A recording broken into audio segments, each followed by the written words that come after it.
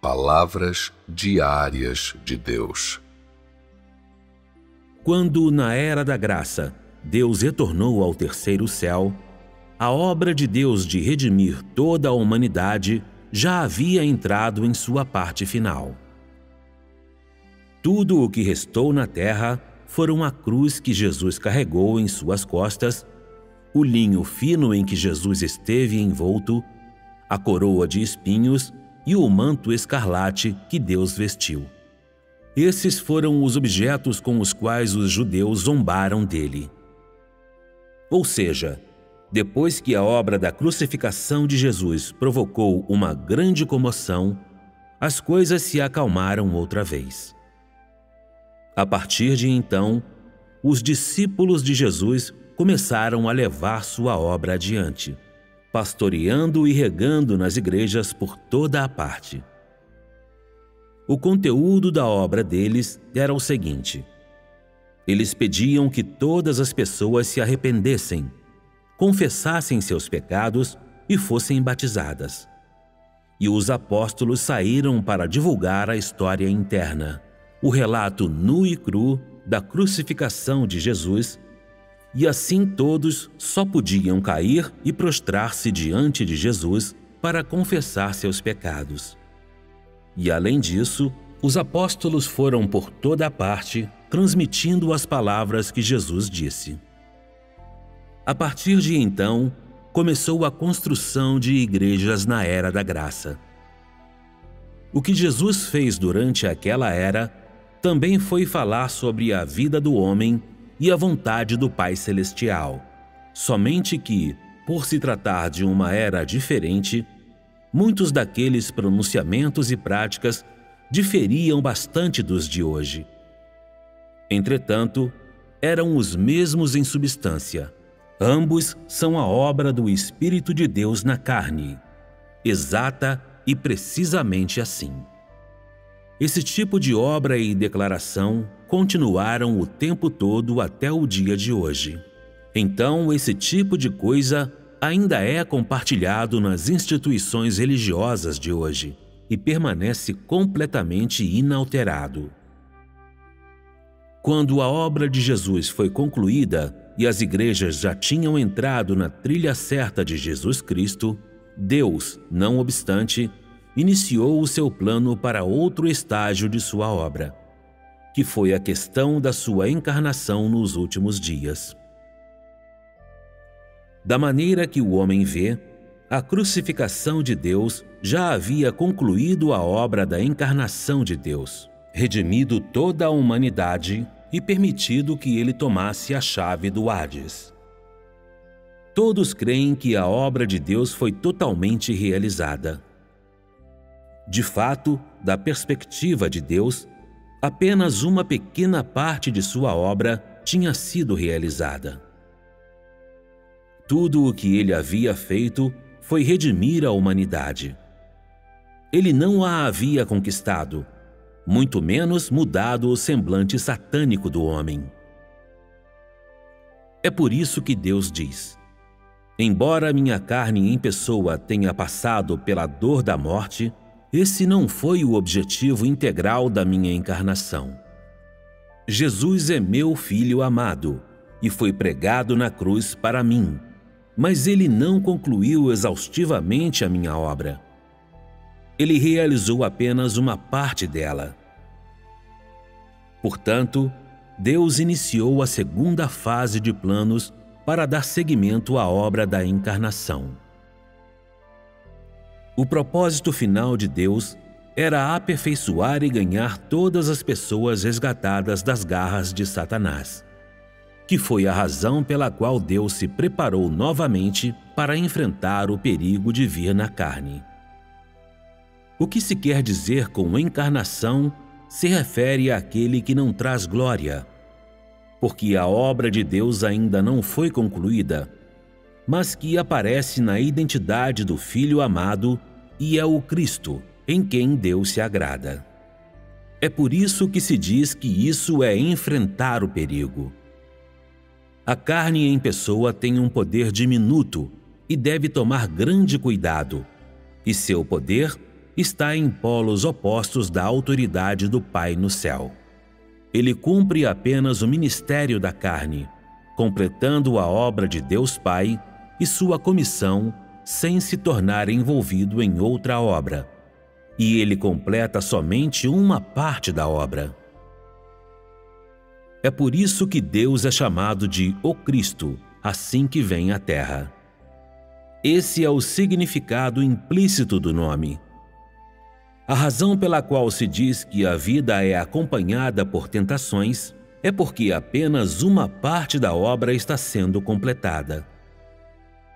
Além disso, a razão pela qual Deus Pai o chama simplesmente de Cristo e Filho amado, mas não lhe concedeu toda a glória, é precisamente porque a carne em pessoa vem para realizar uma parte da obra, não para representar o Pai no céu, e sim para cumprir o ministério do Filho amado. Quando o Filho amado concluir integralmente a comissão que aceitou sobre seus ombros, o Pai lhe concederá, então, plena glória, assim como a identidade de Pai. Pode-se dizer que esse é o código do céu, já que aquele que se tornou carne e o Pai no céu se encontram em reinos diferentes, ambos se olham apenas em espírito, o Pai mantendo os olhos no Filho amado, mas o Filho incapaz de ver o Pai de longe. É porque as funções das quais a carne é capaz são tão minúsculas e ele pode, potencialmente, ser assassinado a qualquer momento, que se pode dizer que esta vinda está repleta do maior perigo. Isso é comparável a Deus mais uma vez abandonar seu Filho amado na boca do tigre, onde sua vida está em perigo, colocando-o num lugar onde Satanás está mais concentrado. Mesmo nestas circunstâncias críticas, ainda assim, Deus entregou seu Filho amado ao povo de um lugar cheio de imundície e licenciosidade para que eles o fizessem crescer até a vida adulta. Isso é porque fazer isso é a única maneira de fazer a obra de Deus parecer adequada e natural, e é a única maneira de cumprir todos os desejos do Deus Pai e completar a última parte de sua obra entre os seres humanos. Jesus não fez mais que realizar uma etapa da obra de Deus Pai. Devido à barreira imposta pela carne em pessoa e às diferenças na obra a ser realizada, o próprio Jesus não sabia que haveria um segundo retorno à carne.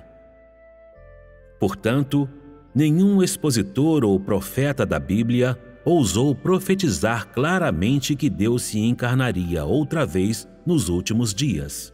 Isto é, que ele viria na carne novamente para realizar a segunda parte de sua obra na carne.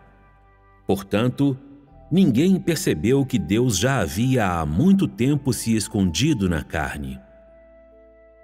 Não é de se admirar, porque foi somente depois que Jesus ressuscitou e subiu ao céu que ele aceitou essa comissão. Portanto, não há nenhuma profecia clara sobre a segunda encarnação de Deus, e isso é imponderável para a mente humana. Em todos os muitos livros de profecia na Bíblia, não há nenhuma palavra que mencione isso claramente. Mas quando Jesus veio operar, já havia sido claramente profetizado que uma virgem estaria grávida e daria luz a um filho, significando que ele foi concebido por meio do Espírito Santo. Mesmo assim, Deus ainda disse que isso aconteceu com risco de morte. Então, quanto mais assim seria o caso de hoje? Não é surpresa que Deus diga que esta encarnação está em risco de perigos milhares de vezes maiores do que os corridos durante a Era da Graça. Em muitos lugares, Deus profetizou que ele ganhará um grupo de vencedores na terra de Sinim. Já que é no oriente do mundo que os vencedores devem ser ganhos, o local em que Deus finca o pé em sua segunda encarnação é, sem dúvida, a terra de Sinim, o local exato em que o grande dragão vermelho descansa enrolado. Lá, Deus ganhará os descendentes do grande dragão vermelho para que ele seja completamente derrotado e envergonhado. Deus vai despertar essas pessoas, cujo fardo de sofrimento é tão pesado. Vai acordá-las até que estejam completamente sem sono e fazê-las sair do nevoeiro e rejeitar o grande dragão vermelho. Elas despertarão de seu sonho, reconhecerão o grande dragão vermelho pelo que ele realmente é, se tornarão capazes de entregar seu coração inteiro a Deus, se insurgirão contra a opressão das forças das trevas, se levantarão no oriente do mundo e se tornarão prova da vitória de Deus. Só dessa maneira Deus ganhará a glória. Por essa razão, unicamente, Deus trouxe a obra que chegou ao fim em Israel para a terra, onde o grande dragão vermelho descansa enrolado e quase 2000 anos depois de partir, encarnou novamente para continuar a obra da Era da Graça. Ao olho nu do homem, Deus está inaugurando uma nova obra na carne. Mas do ponto de vista de Deus, Ele está continuando a obra da Era da Graça, mas só depois de um interregno de alguns milhares de anos e somente com uma alteração no local e no programa de sua obra. Embora a imagem que o corpo da carne assumiu na obra de hoje pareça ser completamente diferente da de Jesus, eles derivam da mesma substância e raiz e vêm da mesma fonte. É possível que tenham várias diferenças externas, mas as verdades internas da obra deles são totalmente idênticas. As eras, afinal, são tão diferentes quanto o dia e a noite. Assim, como pode a obra de Deus seguir um padrão inalterável? Ou como podem os estágios diferentes da sua obra interromper um ao outro?